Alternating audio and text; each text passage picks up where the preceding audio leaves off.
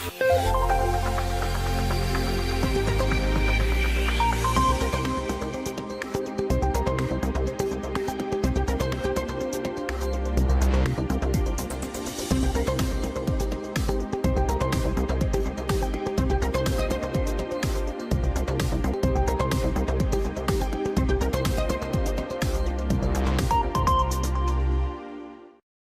and welcome to Daily Spark. I am Dr. Angela Chester and I'm so excited to introduce my panel to you today. We are talking empowerment. We are talking a little bit girl power today. So I will, if you don't mind, ladies, I'm going to ask you to introduce yourself to our viewers today, starting with you. Well, good evening. My name is Canna Lee and I'm from North Little Rock, Arkansas. Thank you. Hi, I'm Morenda Wysinger. I am originally from Chicago, Illinois, and I am now living in Albany, Georgia. Thank you. Hi, I'm Nicole Jones. I currently reside in Northern Virginia. I'm from New Orleans, Louisiana, though. Hello, my name is Shalynne Barr, and I am from Novi, Michigan, originally from Detroit. Right. So welcome, ladies, to the show. Thank you so much for being a part of this panel today. So we're talking empowerment. So not only are we speaking to adult women, but we're also speaking to our teen girls. We want them to know that they can be awesome, no matter what anyone else tells them.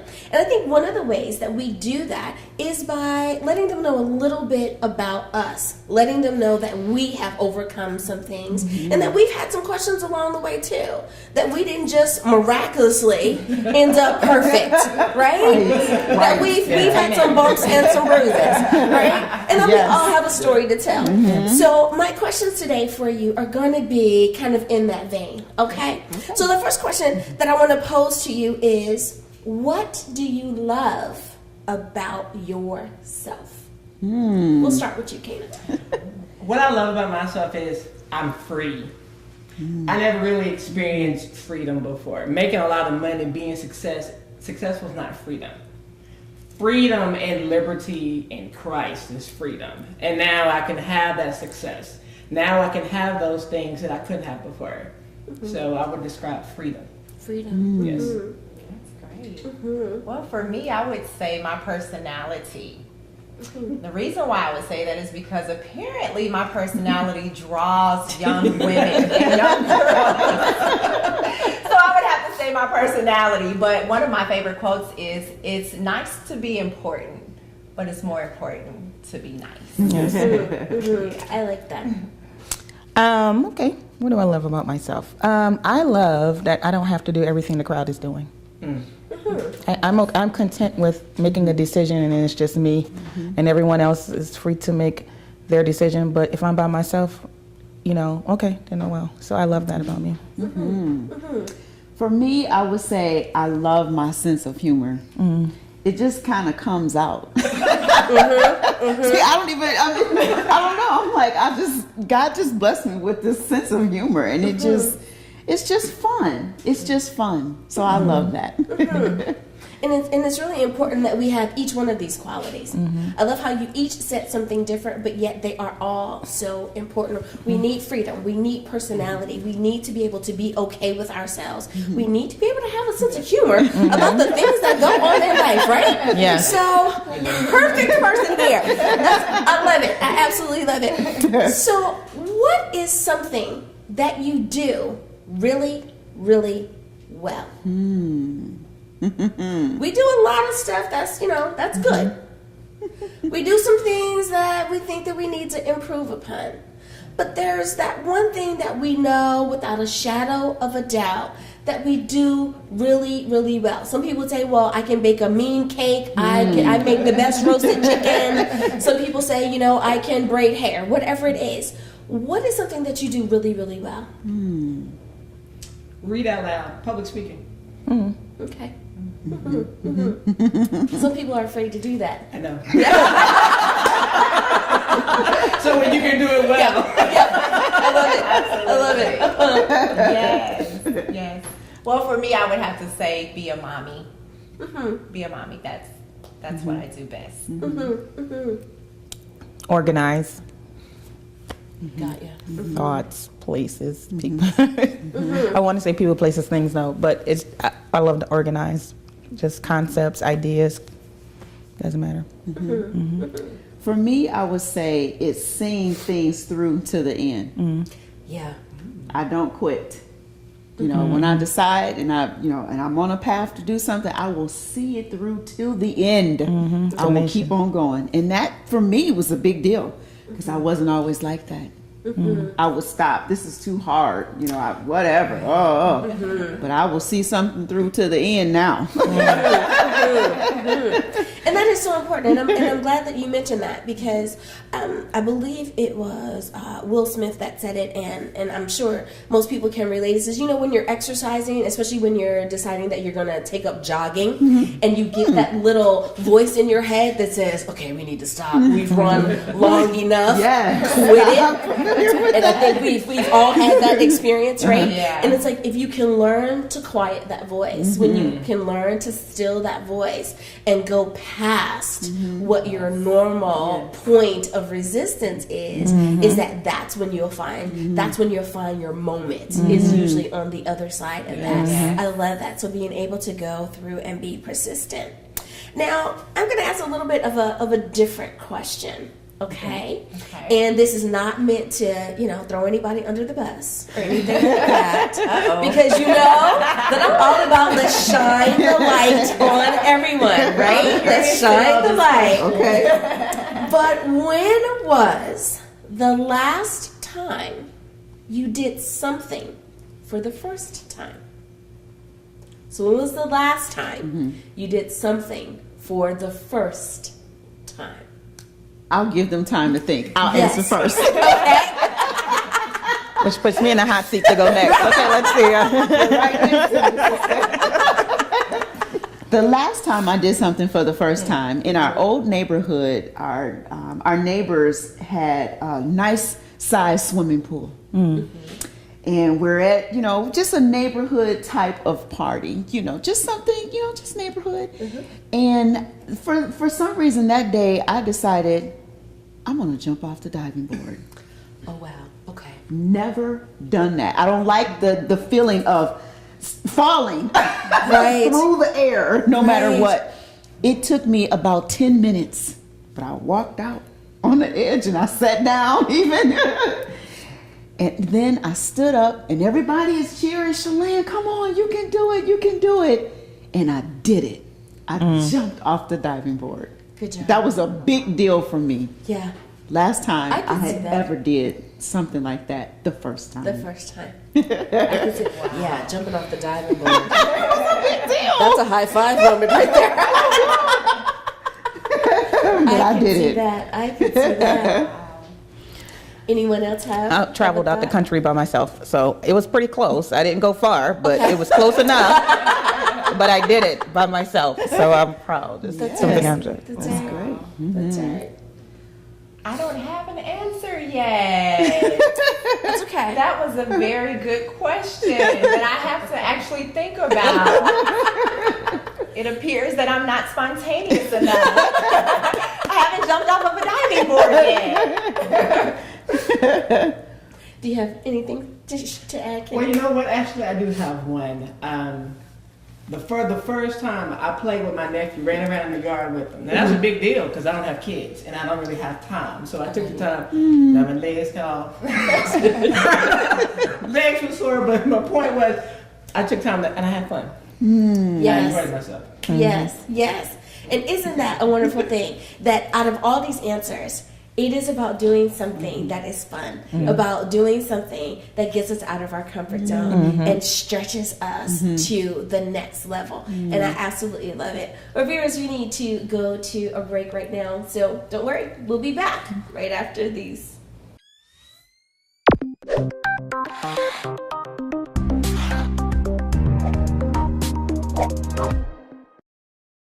Hi, my name is Canna Lee, and I'm here to give you a brief overview about myself. About 7 years ago when death hit. Death rocked my world. I lived my life for myself, by myself, up until that time. And when my dad passed away, that was the first time in my life that I took my life seriously. For the first time, I stopped working and thought about somebody and something else greater than myself. Even bigger than that, I actually thought about my own mortality. I thought about something bigger than myself. No longer was I the center of my world and center of my attention, but there was something greater out there for me. When my dad died, it was that time I got to see him in a totally different light. He was nice and he was kind and he was thoughtful. Something I'd never seen him before. I know I didn't do it. My brother didn't do it. My mom didn't do it. So that must have been an act of God. See, I didn't grow up in church. So I didn't grow up with that experience in my life. I didn't even know Jesus lived a sinless life. But at that moment, I knew there was something greater. In 2012, I met my best friend, was the first Christian I met in my life. In 2013, when I saw myself as a sinner, that was the time that I surrendered. I saw myself in the light of God's law. And I wept for 3 days, not like somebody hurt my feelings, but I was sorry. I was sorry in my life, so much so that I encountered heaven, and now my life has been changed forever. Not by my own doing, but I encountered Jesus Christ for who he is. Changed me totally. The very first thing that he changed my speech. He changed my words. No longer did I use my words for sarcasm and wit, but now he used my words for forgiveness, to forgive those who hurt me, to look at my life totally differently, not to look at the things that people had done wrong to me, but to look at myself and look at how wrong I was, and to use God's grace and his mercy to show to those who hurt me. It is only by his grace and forgiveness was I able to write those letters of forgiveness. And so I shared this message for you to be encouraged and inspired that what the Lord has done for me, he will do for you when you encounter him with a humble and broken heart.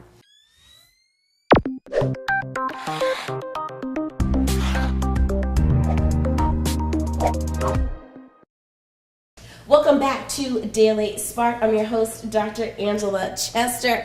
So we are talking about empowerment for today. We are not only speaking to our fellow women, but to our young girls who want to be the best that they can be. So my question to you is, ladies, what gets you excited about life? What fires you up? And it doesn't have to be, something that's really, really major. But is there something maybe small or medium size that when you get it or you do it or you see it, that reminds you, oh yeah, my life is awesome?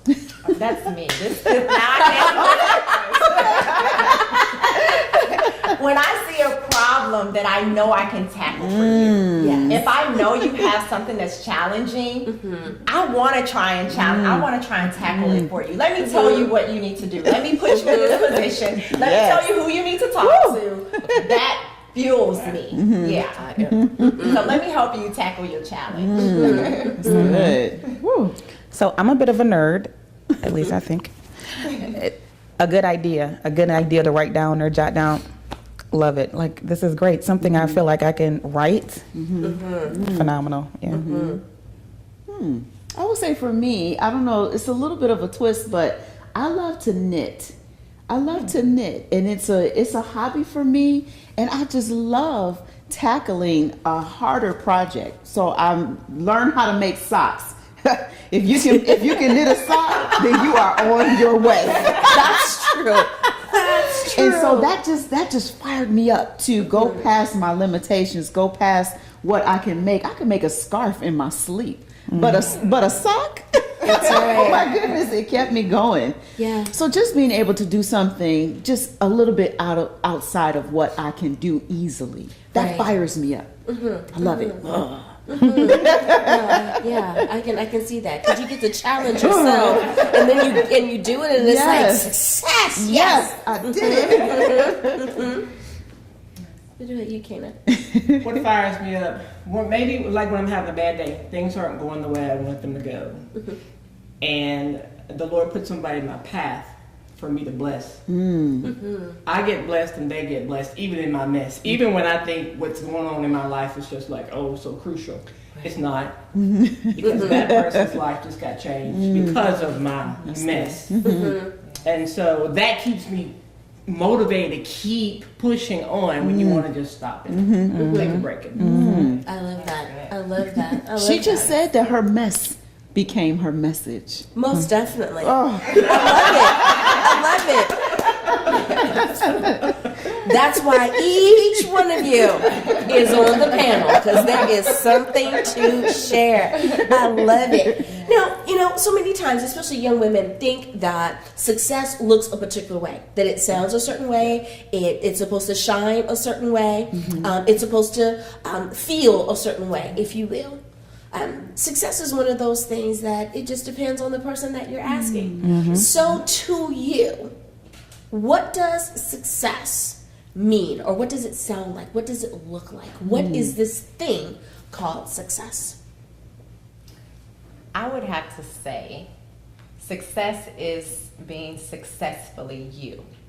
Once you've found your purpose and your calling and you're walking in it, you're successful. That's my take on it. That's how I define success. Walking in your purpose and your calling. That's good. I have to agree with that. Nicole? Sure, Nicole.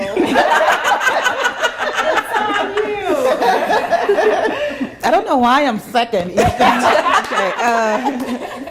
I would have to say ensure that I'm constantly loving people, but making sure everyone around me feels comfortable. That's success to me. It's not necessarily about me, but it's about the people around me. So if I can do what I do and people still comfortable, they still feel like they're somebody, then I feel like that's success to me. I like that. I think I would have to agree with Nicole. I live my life in this outward type of manner, is how I've branded myself, outward, where everything that I'm doing is helping someone else and connecting with someone else. And so if now that I've found my purpose and God is using me to connect and help people in this manner, when their lives are changed, that's the definition of success for me. That's the definition of success for me. So, I think my success kind of ties into what you say. Success is not about quantity; it's about quality. yes. It's not about the number of people that are around. It's about that one life that has changed. Absolutely. So that is success for me. It didn't matter if there's a room full of people. They was like, and they yelling my name, and they leave the place that's not changed. It's that one person that the Lord uses me to touch, and they change, because every person they meet, they change. That's great. The ripple effect is success, because I'm just one out of the many being used. I love it. I love it. I love it. I think there's someone sitting there going, oh my goodness, I'm so glad that I tuned in today. This is your spark for this day. Yes. I love it. I love it. Now, we talk about the things that hinder us. Okay. And we are only hindered as much as we allow ourselves to be stopped, right? So, most of the time, women that are empowered have a stance of mountain be moved. You will not get in my way, right? I think that we can all agree on that. So, what is an obstacle that you think that we as women, that we need to start saying, mountain, get out of the way? We're like, no. I'll go second. I'll go second. No. I'll go second. No. Go ahead. I get inspired by what you say. Go ahead.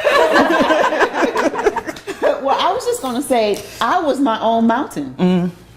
Okay, so Did I take your answer? I should have gone first. You should have went first. Yes, I was my own mountain. I needed to tell myself that, yes, I can do this. Yes, I am this, and yes, I am that, and yes, I am a daughter of God. Yes, I am chosen. Yes, I'm loved by Him, and my talents and gifts can be used for Him. I was my own mountain.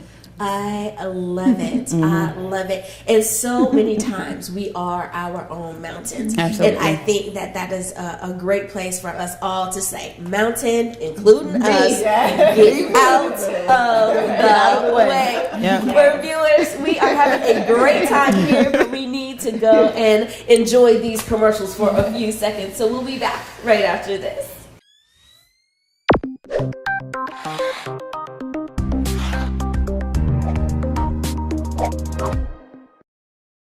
And we are back. Thank you so much for joining me for Daily Spark.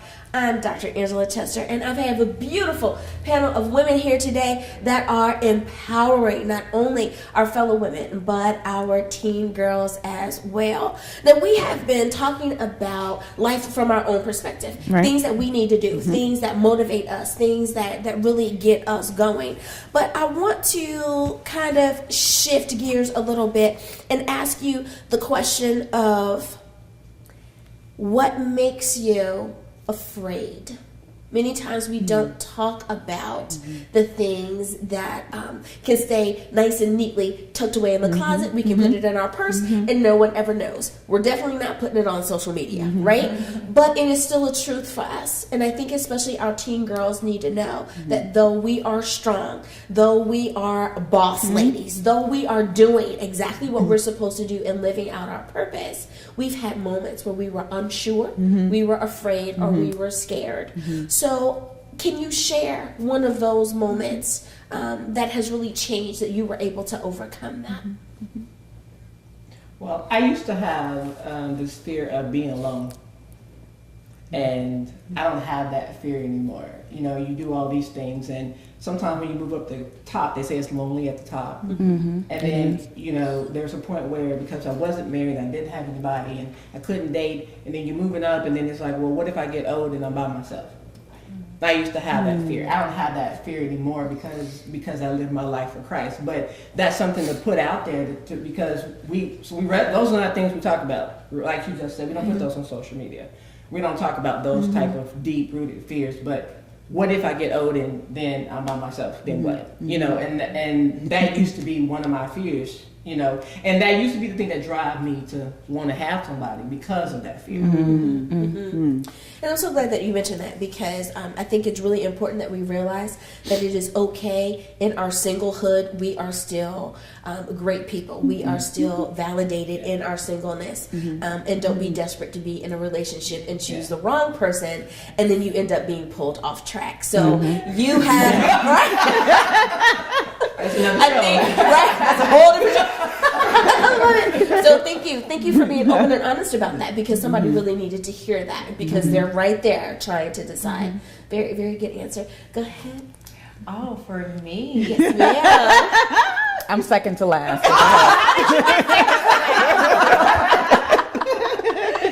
Well, I'm going to be transparent here and vulnerable. Okay. This right here, what you're looking at right now, Okay. is something that I was afraid of. It was a mountain that had to be spoken to be removed. And that is allowing myself to be a public figure. I was a very private person. I still am very private. However, I've had to overcome some things to make sure that I didn't allow what people may say on social media, because the internet is mean. Oh, yes. The internet, as the young people say, has no chill at all. None. So for me to be on camera and to be talking about things in my life, this right here is me speaking to a mountain and saying, be ye removed. That's right. So thank you for having me on your show. Glad to help you move that mountain. Absolutely. I absolutely agree. I think it's being known is definitely a fear, and almost anything new, really. You know, there are just levels of fear, you know, but at the end of the day, if it's something new and there's a level of uncertainty in it, there's a level of fear. So. Yes. Okay, so I'm going to join you in that transparency. So as a child, I used to be afraid of the dark. Just afraid of the dark. I don't know what's there. Not the boogeyman type of thing, right. but just scared of when all the lights were out. And so as an adult, I found that darkness changed just a little bit, but it was still there. The fear of the unknown. The fear of the unknown, which takes a lot to really, probably for women like us, that we have things under control. You know what I mean? We know, where we're going, we know what we're doing, and then to give my faith even over to God. Can you give me more than just what's about to happen today? You know what I mean? Right. What's next? That's the right. Fear of the unknown is that's the biggest thing. So. Now, I know that many of us are on the various social media platforms, and it doesn't matter really which platform is best for you. But hashtags is a really big thing. We know that we need to use hashtags if we want our pictures to appear higher or in a better set or whatever it is. So what would you say is the hashtag of your life or the hashtag of what you do? I'll start with me. Thank you. To make it a little bit easier, because I see everyone going, oh my. So one of my hashtags is shine your light. I think that each person has a light within them and that they need to shine their light. So if we could very briefly just say, what is your hashtag? Shine your light. Real talk. Real talk. Tailor-made mom. Tailor-made mom. Get it done. Get it done. Hashtag Coach Shalynne. Yes. I love it. Well, ladies, I have enjoyed having you on the program today, and I hope that we are able to do this again soon. Yes. Viewers, I know that you have enjoyed this panel as much as I have, but I want to make sure that everyone is able to follow you. So, starting with you, Shalynne, if you would please, where can we find out more about you?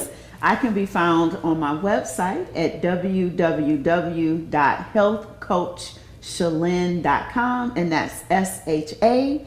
And then, of course, there's Facebook, Instagram, Twitter, as well as YouTube, all with Health Coach Shalynne. NicoleAJones.com. NicoleAJones.com. NicoleAJones.com. TailorMadeMom.com. TAILOR mademom.com. And I'm Canna Lee. You can find me on Facebook at Bread of Life Talk Show. You can also find me on Facebook at Confessions of the Heart. And also you can find us on YouTube at Bread of Life Talk Show. Alrighty, viewers, thank you so much for joining me for Daily Spark. And as always, I hope that you can carry this spark not only throughout today, but throughout your tomorrows. Until next time, everyone, stay awesome. Bye-bye.